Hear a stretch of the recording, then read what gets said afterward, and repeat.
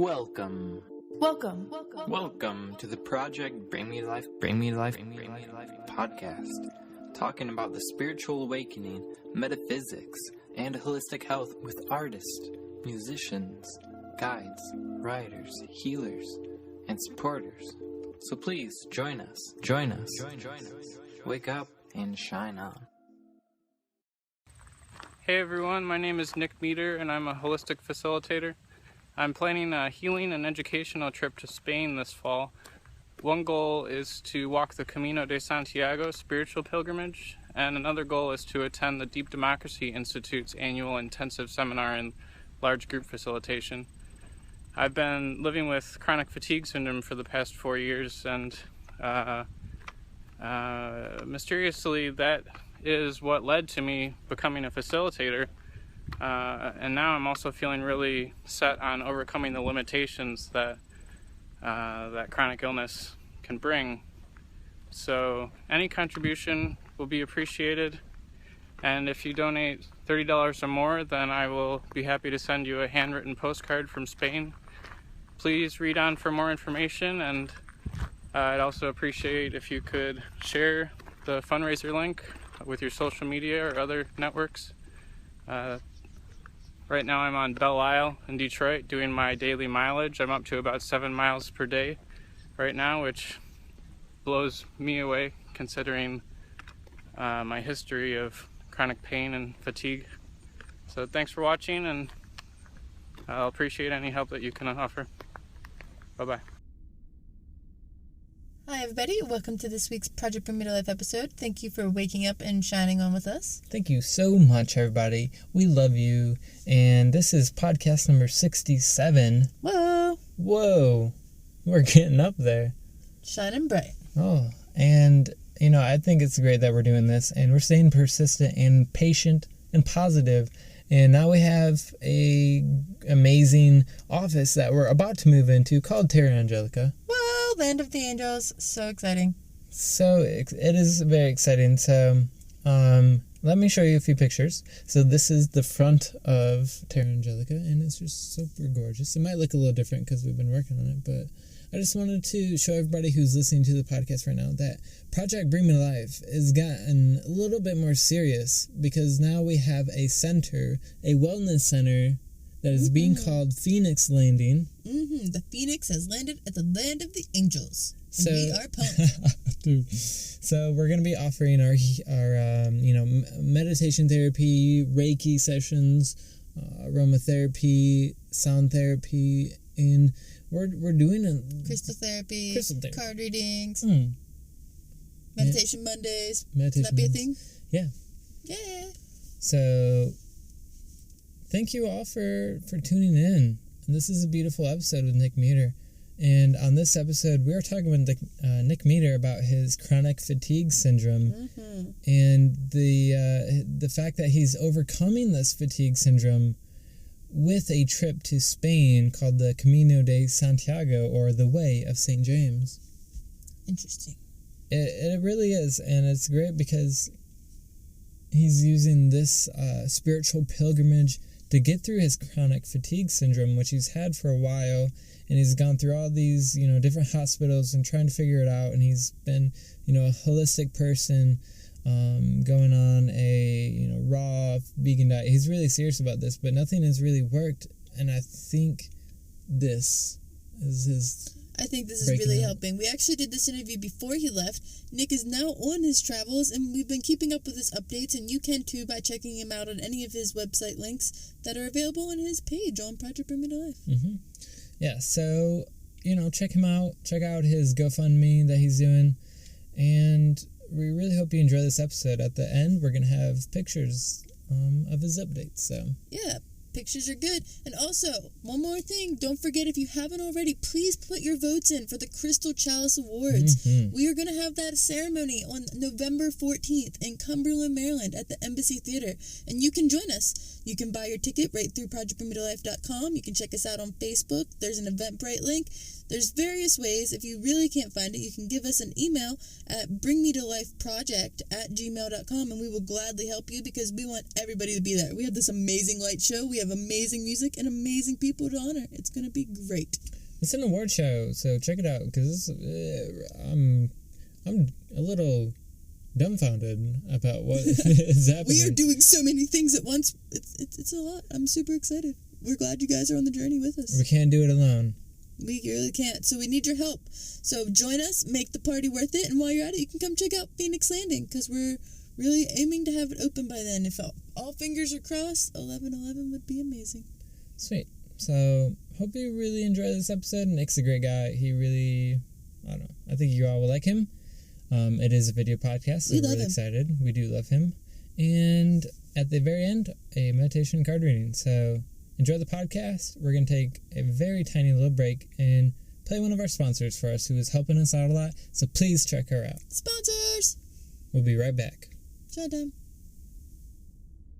The PBM2L podcast will return shortly after a brief message from our sponsors. Hi guys, are you looking for help finding your twin flame? Maybe you need help finding a message from your spirit guides or the Ascended Masters. Patrizia Luna is a psychic, medium, master Reiki healer, and a spiritual coach that is indeed in direct communication with the angels, archangels, ancestors, and the Ascended Masters. She also does angel moon rituals for blessings and has over 20 years experience with the tarot and oracle readings. Patrizia would love to help you in the most humblest way possible and will also help you discover your gifts and open doors to your spiritual path. You can contact her today by adding her on Skype at Blue Angel 444-811 or by calling the number 514-585-3526. Again, her name is Patrizia Luna, and she would love to hear from you. Plan a session today and give her a call at 514-585-3526 or find her on Skype at Blue Angel 444-811. Thanks for tuning in. Thanks for listening to this message from our sponsors. Now back to the Project Meador Life episode. All right, everybody, welcome back. And of course, we are joined by Nick Meador. So welcome to the show, Nick. Thanks, guys. It's great to be here. Yeah, it's been a while since you've been on the podcast. Only 54 episodes ago. Mm-hmm. Almost a year now. Yeah. Wow. You guys are busy. So today I believe we're talking about your trip going to the Camino de Santiago and all that. So I guess sort of for anybody who hasn't seen the episode that you're on, give us a little introduction about yourself. Sure. I'm a holistic facilitator, intuitive coach, and writer. And so I work mainly with communication and awareness, trying to build what I would call integrated awareness of mind, body, spirit, and then from that place to work on developing conscious communication skills that people can use in their interpersonal lives and in their communities. Yeah, and you're also a writer, is that? Mm-hmm. Yeah, I've been a writer a lot longer than a facilitator. Actually, I've been writing for about 10 years now, and gone through different stages. I started with writing about music and movies, and then it went into more of books and psychology. So lately, it's mainly about culture with a perspective of psychology or depth psychology. So interesting. And you're a very talented writer, and by the time that we release this podcast, we are going to have your text interview out there on the website. So if people want to check that out, do so there. So tell us about this trip that you're going on. What inspired you? And actually, let's start with what is the Camino de Santiago. Mm-hmm. The Camino de Santiago is a pilgrimage, or I call it a spiritual pilgrimage, because technically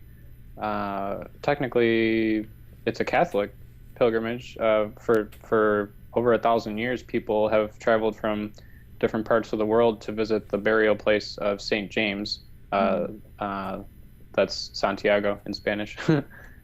So Saint James was a disciple of Jesus, and the main path is called the Camino Frances. It goes from the Spanish-French border all the way through the middle of Spain. I'll be taking a slightly different route, a little bit less crowded route called the Camino del Norte that goes along the northern coast, closer to the water. Mm-hmm. Yeah, definitely. And one thing that that is really interesting to me is that, you know, you said St. James is a disciple of Jesus, and well, I guess to set this up, you are going through what you call chronic fatigue syndrome. Mm-hmm. Could you talk a little bit about that? Yep. Yeah, I've been living with chronic fatigue syndrome for about exactly 4 years now. It started in the middle of 2011, and at first it just felt like a flu that wouldn't go away. That year, 2011, I was bedridden for about well, at least 4 or 5 months, but it really went on for about 7 months before I felt some relief. And yeah, I went to a doctor, and he said anytime that you have these symptoms of exhaustion and muscle aches going on for longer than 3 months, then technically they refer to it as chronic fatigue syndrome. It's a very poorly understood condition, and I've found in my own experience that there's not really very much medical explanation for it. Yeah, I've been through the whole gamut of Western medicine and alternative medicine and different personal, healing approaches. Yeah. You actually just wrote an article for Elephant Journal about having this chronic fatigue syndrome and how it's going to affect you on your travels and your adventure through the, what is it again? Say it. Camino De Santiago? Yes, you say it better. Mm-hmm. Yeah. So explain what kind of bumps this may put in the road for you. Sure. Yeah. It on the one hand, it could be a problem with a trip like this. On the other hand, it is the fuel for the trip because I've gone through sort of waves over the past 4 years. The whole year of 2012, I didn't really have that many symptoms, but the past 2 years, pretty consistently, it's been debilitating, especially in the winter. The past 2 winters, I've been stuck in a lot, and so I've started to realize that the things compound when I'm not getting as much activity, when I'm stuck and when the weather's below freezing. All that seems to make the symptoms worse, and then there's a little bit of relief that happens in the summer. And so now this summer I figured out that it seems that when I get the right amount of activity, like I'm doing now, daily walks with a bit of weight on my back, it's been a really interesting month or so preparing for the Camino. I've done a lot more than I believed was possible. For sure. I saw one of your more recent Facebook statuses about getting kind of funny faces and stuff. How has the experience training been for you for the trip you're about to take in your town? Oh, funny faces. So say that again. How is I thought that it said something like just the strange things that you're able to do in your hometown. Like I can't remember the exact status. Just because you're like hiking around this little town with this big pack, and like people obviously probably know you. It's a smaller town, and you're just like getting ready for this big adventure. I'm sure you got this glow to you. Yeah. People in the town are giving you weird faces when you're walking around with the backpack on. Yeah, because I live in a a near suburb of Detroit that was probably built in the 1940s or something, and so very kind of low key neighborhood, and people who in that part of the city, I actually have to drive almost a half hour to get to any major natural area. It's surprising. And a little frustrating. So because it's that far of a drive, I've been doing most of my walking practice right in my neighborhood, and I have gotten some very, very funny looks. And I think, it's partly because I'm wearing backcountry gear in a suburb. But then some of it I think is just my own inner critic, what you might call, a little voice in me that's telling me I'm doing something that's too weird. And a lot of times people probably don't even notice or don't even think twice about it. And the more I stick with the walking in that neighborhood, I actually notice other people. Like sometimes I'll walk around and be like, I think I'm the weird one. Look at what that person's doing. Because I've seen people doing all kinds of goofy things. I actually saw one person practicing what looked like kite surfing, but without the surfboard. He was just practicing with the kite. I was like, okay, we're in good company. Yeah. Everybody's got their own adventure they're just planning the next step for. Yeah. Yeah. So with your chronic fatigue syndrome, and I remember you saying that, every day you had to deal with this, like muscle pain and exhaustion, and what has been the response with your chronic fatigue while you're doing the training, while you're walking around with the backpack on? For the most part, things have gone fine. I've gotten a couple. I had a cold recently, and so during that time, everything got worse and worse. So I still, even if I have some symptoms, I still try to get over that mental hurdle, because there's my mind, when I'm feeling uncomfortable, my mind just wants to lay on the couch and turn on a movie and do nothing. But if I can build up some determination, just get outside, then even taking a little bit shorter walk, I tend to notice the discomfort less. And so by getting out and doing activities, it's actually like improving your health and then sort of lessening your fatigue. Yeah, it seems that way. A couple things come to mind. One is that I went to a renowned clinic called the Mayo Clinic last summer, almost a year ago, and so they're kind of the bastion of medicine in the U.S. actually, and their opinion was that I should just give up trying to find a single cure, like a pill or something that would make it all go away. Their viewpoint was more holistic, and they suggested a variety of lifestyle changes that over a few years could result in a drastic reduction of symptoms. And at first I didn't really believe them, because I would just go through these waves of up and down, and it seemed like I didn't have any influence over that. But now I actually am starting to believe them, and that's why I'm viewing this trip and the Camino as a potential way to have long-term overcoming of the chronic fatigue. I don't expect to be cured, but if I can find ways to thrive and do what I need to do in life, regardless of whether some of those symptoms happen, then that would be pretty awesome. Mm-hmm. And then, just one other thing is that it seems so much to me like the illness is, I guess what I'm about to say is a little bit of a spiritual or mystical interpretation of the illness, because there's this aspect of it that seems like it's steering me in a certain way that it wants me to go, because chronic fatigue syndrome is how I found facilitation. I had never considered being a facilitator until I was looking for treatment, and found some body-oriented therapies and holistic facilitation systems. And so it's sometimes my mind will think that something's a good idea for me to be doing with my life. Like in the spring, I helped to organize a small festival, and I was the workshop coordinator, and I enjoyed that role a lot. But it was very clearly too taxing for me, and I ended up getting sick, like really sick, for about a month after that. Well, you guys were there. It was Metamorphosis. Yeah. So I felt sick for like a month after that, because I, even though I enjoyed that role of workshop coordinator and communicating with all the people applying, it was clearly not what I'm supposed to be doing.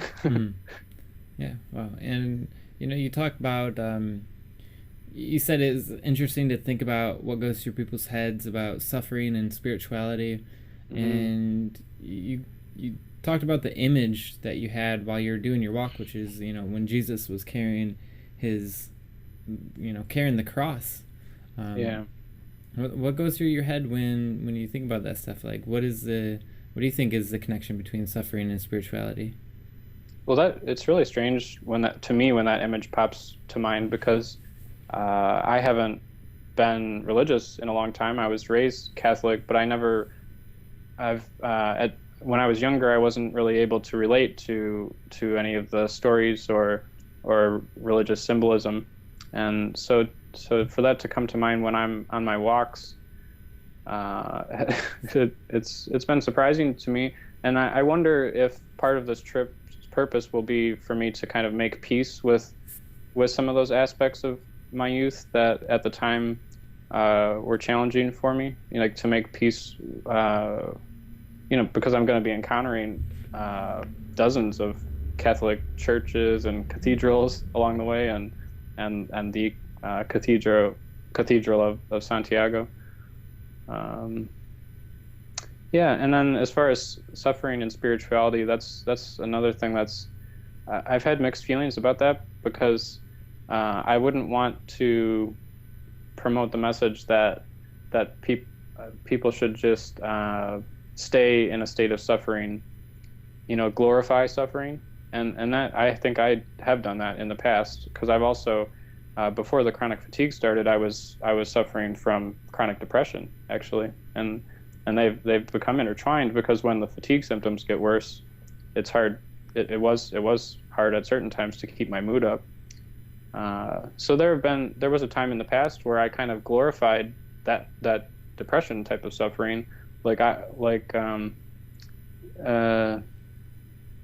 yeah, I don't know how it's weird to even think about that now, but I will say that as far as the chronic fatigue syndrome, even though I am in, you know, even though I'm experiencing pain and exhaustion and mental fog so often, the condition of my life actually involves less suffering than it did before the chronic fatigue began. So it's a strange relationship for me between having the symptoms in my life and somehow that has led to me having more direction and purpose and meaning in my life. It's like I have a life mission now. It's one of those everything happens for a reason kind of moments. Yeah.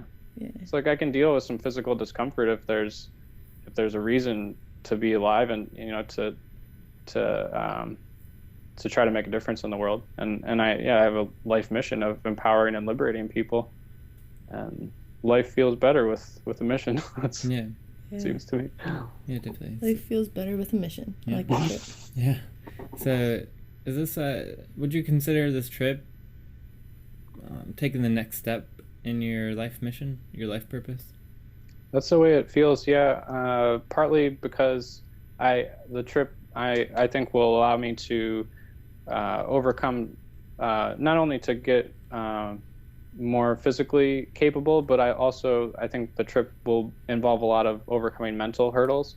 There are so many fears that I'm facing by going into this trip that the ways that I used to limit myself mentally, I think those are going to be melting away. And sorry, I forgot what the question was now. I just asked if, you know, it was like the next step, if it felt like the next step to you in your purpose and your life mission. Yeah. So, you know, putting myself out there, getting more daring and bold in whatever I'm doing, that's a big part of, I think, being able to actually fulfill my life mission. Because if I'm at home on the couch watching movies, then I'm not going to be able to accomplish that as much.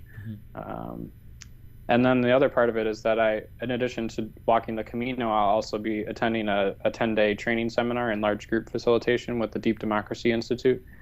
And so that will, I timed the Camino, so the training seminar will be right in the middle. And so I'll do the walk in 2 parts, and the seminar will be in Barcelona with about 100 people gathering from around the world.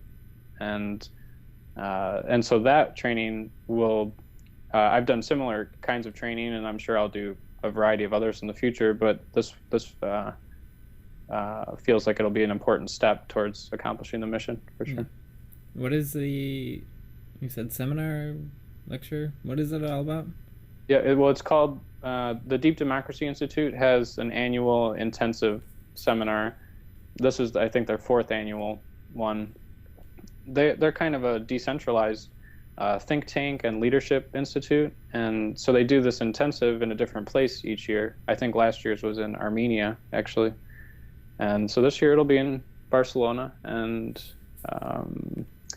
it will, the Deep Democracy Institute is is kind of a sister school to the Process Work Institute. That's where I've done a lot of training in Portland, and so people have different opinions about what the difference is between the two institutes.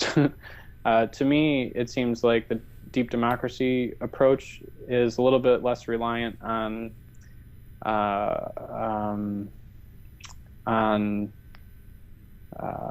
it's hard to explain. A little bit less reliant on like shop talk, like a set terminology.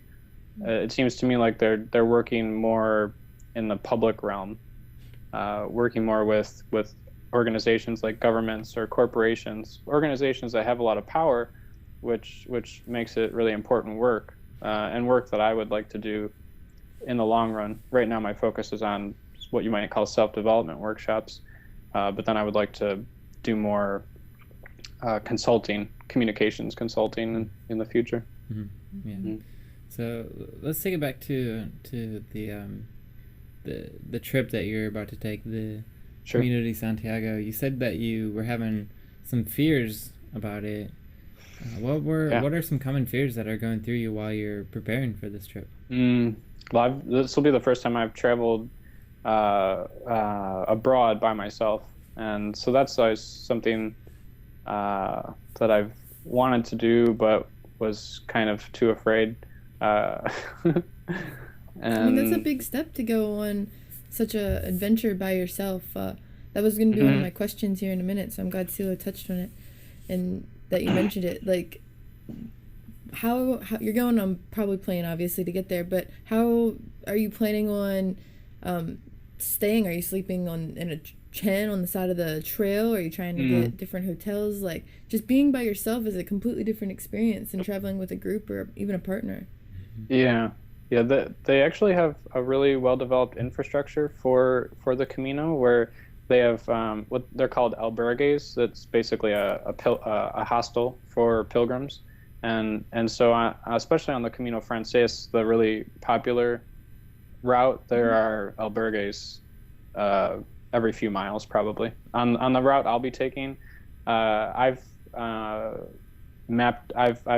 developed a rough plan that may or may not be what happens, but I'll be able to find a place like that to stay at least every 7 miles or so. And some people do just sleep outside. I'm not going to be taking a tent because that would be too much weight, but I'll be taking a very lightweight sleeping bag and just a very small inflatable pad. So yeah, that will be an option, especially in the first part when it's warm enough to stay outside. As far as fears, yeah, one of the fears is, what if the albergues close at around 10 p.m. each night, and then you can't get in. So what if I don't make it there by then, or what if I get to one and all their beds are already reserved that night? Or food fears are big, because I'm gluten and dairy free, and that kind of thing. And I've heard that the main pilgrim diet is bread and coffee with milk. And I don't need any of that stuff. Yeah, I'm caffeine free too. So I think it'll be a matter with the food. I'll just pack trail mix and stuff in my bag in case. But a lot of the places will have kitchens that I can just get stuff at the grocery store and cook my own food. But yeah, I'm going to a place where most people won't be speaking English, and I used to be nearly fluent in Spanish a long time ago, but I haven't used it in a while, so I'm trying to brush up on those skills. And I've learned that Spain is actually a really interesting culture. It's a there's the country and there's the single language Spanish, but then each region you go to also has its own language. And it's almost like how people from Texas think that they're their own country. They speak English, but they have a different way of speaking it. yeah. For sure. So there will be a lot of unusual things, a lot of changes, encounters. A lot of unpredictability, and just like having to breathe with whatever's happening and go with the flow. Oh man, for sure. That sounds So beautiful. All these fears that you have, what do you say to yourself to help you overcome it? Like, why is it worth it? Well, I don't have any choice at this point. That's a big part of it. It's like I'm going, so it's time to calm down and just take things one day at a time. Yeah, a lot of this has become almost like a meditation practice. Every aspect of it, whether it's the walking, that's like a movement meditation, or just the counting the days leading up. Because I leave in not too much time. By the time your viewers see this, I will already be there. I think, and yeah. So what I tell myself is, I can make this a lot harder by stressing. And getting anxious, or I can just focus on my internal sensations, my internal process, and stay connected to my gut. That's a big part of what I'm going through right now is learning how to trust my gut sense of direction, and whether it's literal, where I'm walking, or more symbolic, where I'm heading in life. Yeah. Did you have a question? I'm curious as to what you're looking to get out of this more, or what your favorite part of the adventure may be, or just something you're looking forward to in general. That's a good question. I imagine that what ends up being my favorite parts there would be no way for me to tell in advance, because I think some things are just going to totally catch me by surprise. I am really looking forward to the seminar in Barcelona, because that's a community of 100 some people who are interested in doing something pretty similar to me. They're mainly facilitators working in all different kinds of contexts, and so that's a community that I feel it's like there's a lack when I'm not in that environment. When I'm just in my hometown, I know a couple people in Southeast Michigan who I would call holistic facilitators, but they're pretty rare. Cool. So we talked about some of the fears that you've had. We've talked about what you're looking forward to, but one thing that we haven't really talked about is what really inspired you to want to do this.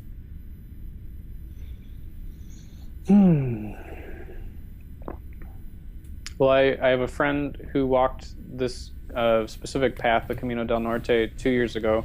And so she just ranted about how amazing the experience was. She went by herself as well, but she ended up meeting somebody right at the beginning, and they walked pretty much the whole way together.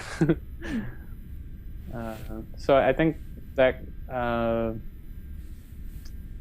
that her story was a big part of it. And then I saw the movie Wild last winter about a woman walking the Pacific Crest Trail in the U.S. And while that didn't seem like the exactly right path for me to go, something about her transformational experience really spoke to me.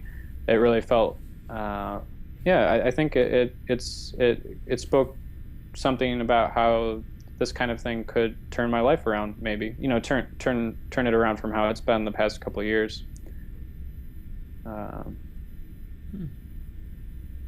I love it. That's awesome. Yeah. So I just think it's a really cool idea that you have, and you're brave for going abroad by yourself. There's a lot of people who I don't think would be able to do that. And so I just really thank you for sharing the story, and I think all of us here at Project Bring Me Life, including the viewers and listeners, very supportive. Are very supportive, and maybe when you get back, we'll get some. Definitely have to get an interview. Yeah, get an interview and touch back about all the experiences. Sure. And hear about the adventure. I do know that going abroad must be super expensive. So I know that you had a GoFundMe. Is that going to be open for a while? And how can people donate to your cause?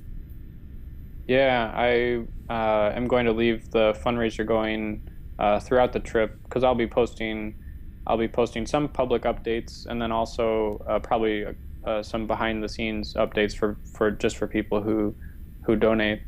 And yeah, we can share the link, and there's a cool intro video that I made that explains a little, in a nutshell what it's all about. And yeah, it's gofundme.com/Nick Camino. And right now I'm actually going to be ending the reward offer that's been up there. That's for me to send a handwritten postcard if you donate $30 or more.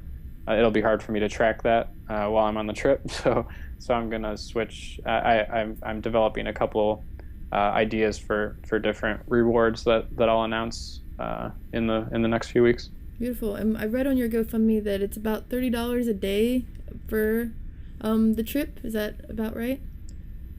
Yeah, I think I did that math a little bit wrong.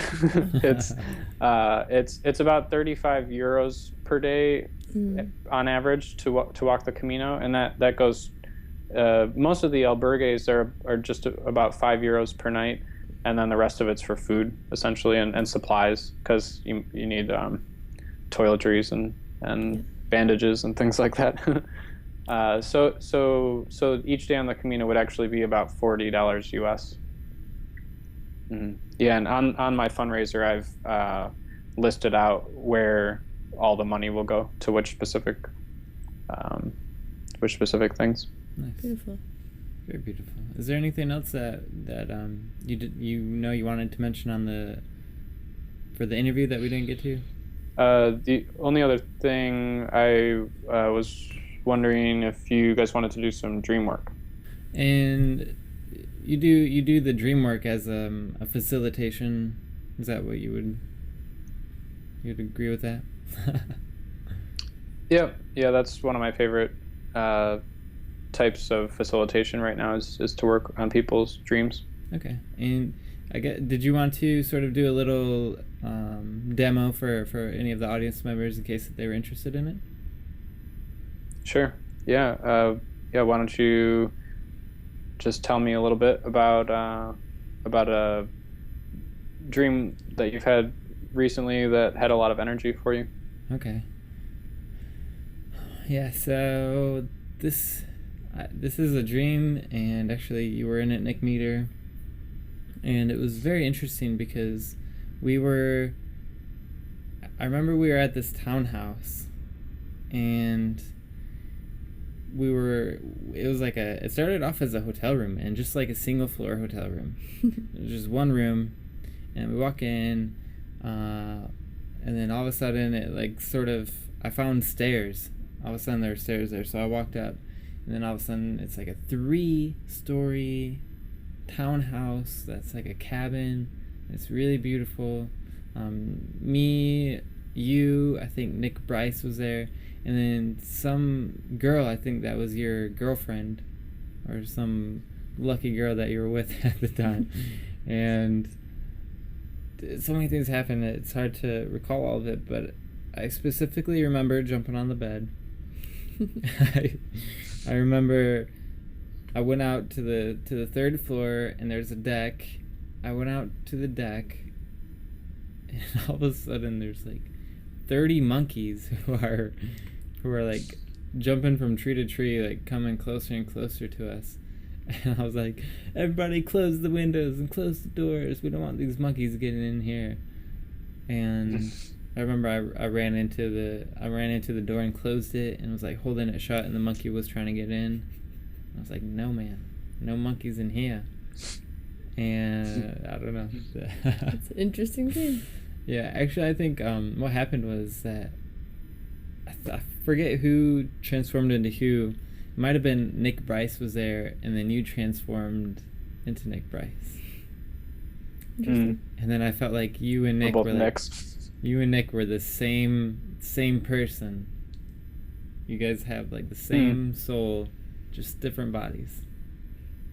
Interesting. Well, what seems a part of me wants to ask more about how what my role in the dream could be, but I'm wondering what what of all that stuff seems the most mysterious or charged to you? Definitely the part with you and Nick being the same person, and then the monkeys. That was like very random. Flying monkeys. Yeah. Very random. Well, there were two instances of jumping in the dream. I noticed that, the jumping on the bed and the monkeys jumping. Yeah. Did anyone else have the song when they were little, No More Monkeys Jumping on the Bed? Yeah. That's what I thought of the whole time you saying this story. Actually, there were 3 instances, because before the monkeys came, on the deck there was a trampoline that was embedded into the floor, and on top of it there was a bar. So I just held onto the bar and was like bouncing my feet up and down on it. Weird. Yeah. Well, you were just demonstrating how you were holding on the bar and moving your feet. Could you even just where you're sitting, like pretend to do that a little bit more? Maybe close your eyes while you do it. Boinka, boinka, boinka, boinka. Yeah. Make that sound with your mouth too. And he would if he was jumping. Boinka, boinka, boinka, boinka. Well, essentially, yeah, if you can do that and maybe even slow it down a little bit, so you can, like, with your eyes closed, get a sense of energetically what's going on with your legs especially. And like imagine that this is its own being, this thing that's happening right now, and there's a purpose to it, and see what the message is. Did anything come up? Yeah. The first thing that came up was that I felt stable because I was holding on to something, and then I was going. It was like up and down. It's kind of how life is full of ups and full of downs. Like, that's what it reminded me of, was that I was going through a lot of ups and downs, but that I was stable because I was holding on to something. Like my torso wasn't moving at all. It was only my legs that were moving. Yeah, which of those parts do you feel like is closer to your daily identity? Is it the holding on or the bouncing legs? Like the stable holding or the? I feel pretty stable. I've been pretty grounded and centered since I got to Maryland. And then the other. So there's the being stable in spite of life's changes. Is that how you put it? Yeah, I would agree with that. That's a good way of putting it. Is there a specific situation that you feel like this could inform or give you some insight with? A lot to do with the work that I'm doing. My personal projects that I'm working on, like meditations, and I'm trying to start my own podcast, a spin-off podcast from Project Bring Me Life. Cool. It's hard for me to even think because sometimes I don't have a whole lot of time to work on personal projects because there's so much going on with Project Bring Me Life. But then I sort of think of Project Bring Me Life as like kind of my own personal project anyway. It's like the bar that you're holding on to. Yeah. That's nice. Yeah.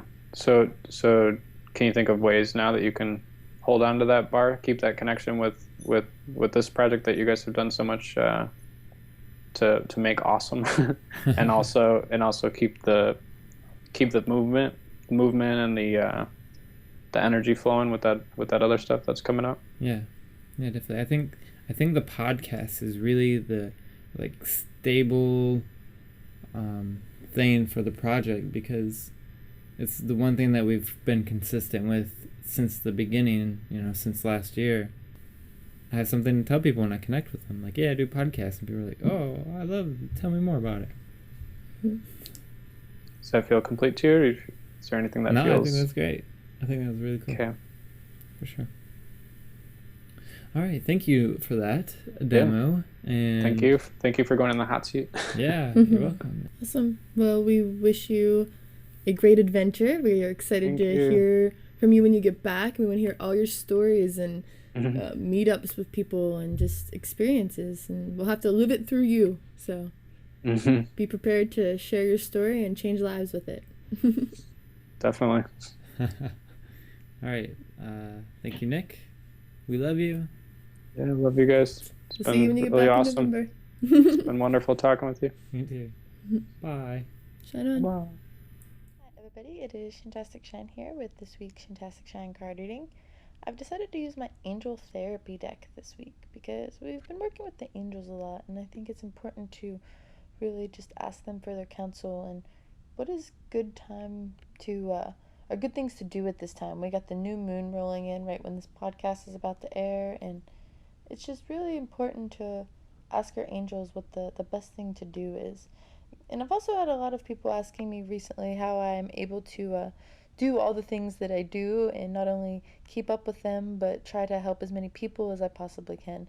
So the angels are really an energy that helps me serve as well as I can and to help others. And to really answer your question, I follow their guidance, and I do rituals with them, for them, and just honor them. So I'm just going to dive right in here and flip these over.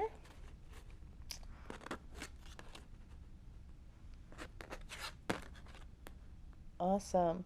Wow, these are really good cards to really help us get into this new moon energy. It's first telling us that it's important to ground ourselves with the base chakra, and to really just remember to use only positive thoughts to describe our homes, our career, finances, or anything in your world that's really going to determine your reality. It's important to remember to say good things, like I feel good, not I feel bad. If you're like you have an upset stomach or something, even you have to remember that you want to vocalize the things that you want to happen, and by saying that you feel bad, it's just telling the universe that you feel bad and you want to feel more of that. So remember to vocalize things in the most positive way possible. Then we move on to the center card, which is shield yourself. It's telling you that it's important to protect yourself from harsh or fear-based energies by really envisioning yourself in a cocoon of healing light that surrounds you. So that's important too, because while you're grounding yourself and you're trying to keep yourself into that positive frequency and thinking of positive things, it's still important to protect yourself from these fear-based energies, because it's likely that you're feeding into something negative and you're worried about something negative happening versus all of the positive outcomes and possibilities you have. So really just shield yourself. Know that it's going to be okay. Archangel Michael is carrying you. Archangel Hanuel, the angel of optimism, is helping you. And just be hopeful and know that everything that you're doing is for a reason. Another message that didn't come up in this reading, surprisingly, but has been coming up in a lot of other readings, both for myself and the ones that Miss Sarah Hall did for us on Project Bring Me to Life last night, is when nervous, focus on service.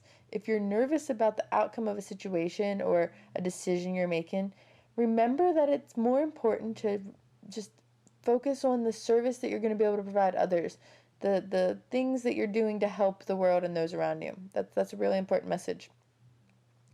That being said, the God Box card is showed as our last card for this pool. And it's telling us to write any worries or concerns or desires down on a piece of paper and just put it in a special container called your God Box. As a way of letting go and allowing the divine to help you, it's important to have a box or a space that you really focus your divine requests and concerns in. I often actually burn mine or bury them, that way that I'm not keeping them and dwelling on them. But many other people do have God boxes. I just use nature as my form of a God box. So there's many ways to do this and to release the energy, but writing it down helps so much when you have any kind of concern or worry, or even something you're trying to manifest. We've done a lot of manifesting here at the Project Bring Me to Life Council space right now, and a lot of it's been through ritual and just writing down what it is we need to manifest and asking the angels to help us in any way that they can. And they've answered our calling and we're honored, and we just want to share that bit of advice with you and talk to your angels. Allow them to help you. They want to help you. So write down what you need and set it free. And I really hope that this card reading has helped you in some way. And for this card reading and many more, you can check us out on the card reading blog, easily located on the front page of the projectbermudalife.com website. And just have a great evening and stay awake and shine on always. Hello, and welcome to another 2-minute meditation. For this 2-minute meditation, we are going to reap the benefits, or reap our rewards. So sit back, relax, and close your eyes. Become aware of your breathing. Notice as your chest rises as you inhale, and as you exhale, your chest slowly sinks. If you can, lengthen and deepen your breath until your mind and your body become relaxed. And now see yourself in a beautiful field. All around you are mountains with a forest, and the forest is yellow and red and orange as the leaves on the trees are changing for fall. The sun is warm on your skin, giving you a warm and comfortable feeling. And now you look down, and around your feet are different chests. These chests are the rewards for what you have been working for this past year. Fall is a time to reap the crop, to sow what you reap, as they say. So for all your hard work, these rewards are coming. And you can see yourself opening up these rewards, each one different. It could be a dream that you've been having. It could be a raise. It could be a new job opportunity. Anything you've been working for, allow yourself to see that within these chests and feel the gratitude as if you are receiving them. For that feeling of the heart and the mind will help you to manifest that into your life. So go through as many chests as you need to, allowing yourself to enjoy these gifts, these rewards for all your hard work. And then as you open your last chest with the reward, feeling that gratitude, you're ready to come back. So wiggle your toes and wiggle your fingers. Thank you all for joining me. Have a great week.